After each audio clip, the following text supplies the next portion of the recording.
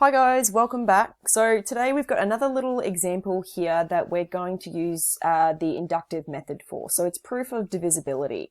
So basically what we're going to be doing is we're going to be showing that an equation is divisible by a particular integer value. Okay, so let's take a look at this question here. Now the question words this a little bit weirdly. Effectively all it's asking us to do is asking us to prove that 6 to the power of n plus 4 is divisible by 5 within that particular range. So in other words, when n is an element of any positive integer or 0, okay? So what we're going to do is we're going to test this using inductive reasoning. So the first thing that we do is we're always going to test the first case. Now for this one, because we're defined by this range here, the first case is actually going to be 0. So we're going to let n equal 0 to test our first case. Next, what we're going to do is we're going to assume that any case is going to be true. Okay, so any case is going to be true. So we're going to let n equal to k, and we're going to substitute that in for n here. Lastly, if we assume, so I'm going to write assume here. If we assume, I can't write, sorry, that this particular substitution is true, what we're then going to do is we're going to prove that the next case is true. So in other words, we're going to substitute in k plus 1, and we need to prove that's true. Now, if we test the first case and that's proven true, we assume the second case is true, and then we use some sort of algebraic information from this case and substitute it into this formula here, then we should be able to prove that this case is true as well. And if we can do all of those steps, that means that this particular statement here is true for the region given according to proof by induction. All right, so again, I'm not really going to follow along with this question. I'm just going to show you generally the inductive method. And I'm going to do that for this example using proof of divisibility. So when something is divisible by 5, we're going to say that it's a multiple of 5. So to represent divisible by 5, I'm going to use 5m. And I'm just using this in replacement of saying is divisible by, right? So what I'm saying is that m is going to be some sort of integer value. So it's going to be some sort of whole number. Okay, I'm not actually trying to work out what this particular value is. I'm just trying to use it to show that it's divisible. Okay, so what I'm saying is, if I have 6 to the power of n plus 4, it's going to be divisible by by 5, and that's going to leave me with some integer. I'm not trying to work out what that integer is. Okay, so let's test that for the first case. So n is equal to 0. So 6 to the power of 0 plus 4 is equal to 5m. 6 to the power of 0 is 1. 1 plus 4 is 5. 5 is divisible by 5, so therefore it is true for the first case. All right, so now what we're going to do is we're going to assume that this is true, and we're going to substitute in this value here, k for n. So we're going to test n is equal to k. All right, so then 6 to the power of k plus 4 will be equal to some multiple of 5. And again, I'm not trying to actually work out what the value for n is. I'm just using that to represent some integer. Okay, so I'm going to assume that that one's true. Assume is one of those words that you have to write the whole thing. You can't just write part of it, unfortunately. So it takes me a little bit of time. Okay, and so lastly, what we're going to do, test the next case after that.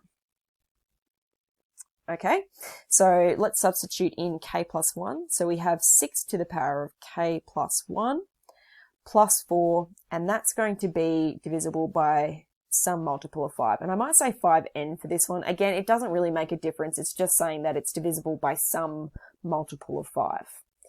Okay, so I'm about to do something. It's a little bit sneaky. Okay, it's a little bit tricky, I guess is what I'm trying to say. It's not like necessarily the most intuitive thing that I'm about to do.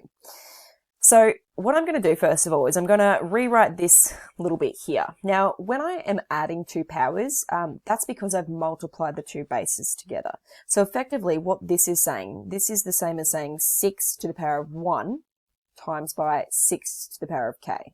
All right, so I've just swapped that for that.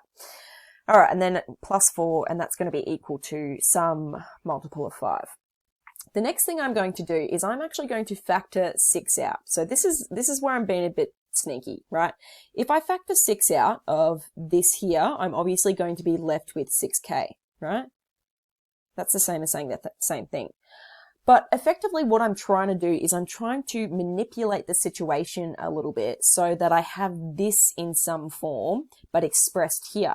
Now it kind of looks like I've got it here, but the problem is if I factor out 6, I'm going to be left with 4/6 on the inside here, which is not what I want. So this is where I'm going to be a little bit manipulative. I'm still going to leave that as +4. Right? Now, if I was to go ahead and I was to pretend I was going to expand those brackets, I would go 6 times 6 to the power of k, which would be 6k plus 1, and then 6 times 4 would be 24.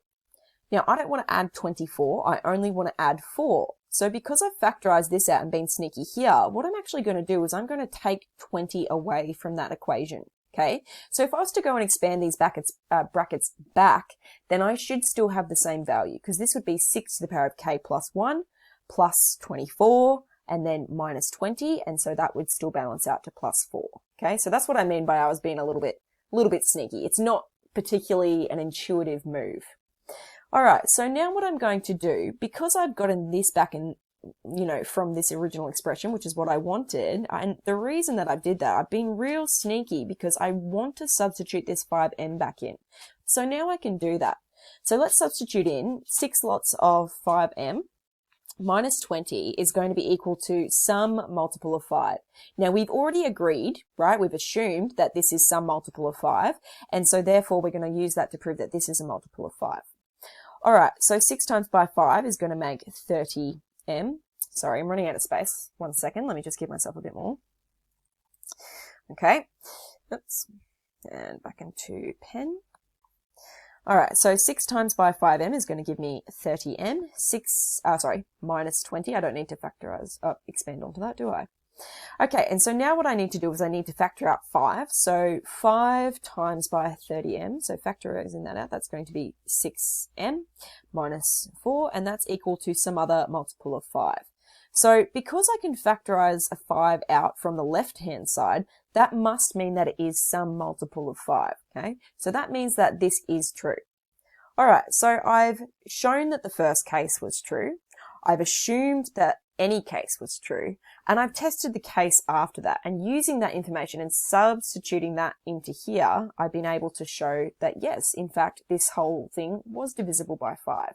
Therefore, the statement 6 to the power of n plus 4 is divisible, so is some multiple of 5 for that particular range. That's really important that we do state that at the end there. Okay, and so there is true by induction, or by proof of induction, or by the inductive method. I don't know, however you want to spin it. Alrighty, hope that helped to prove or to explain a little bit further about how proof works. So again, this is just an example showing proof of divisibility. There's a whole bunch of different stuff you can do using inductive proof. So if you want to send me a specific example, I could have a go at it for you and film a video. Otherwise, I'll talk to you guys next time. See you later.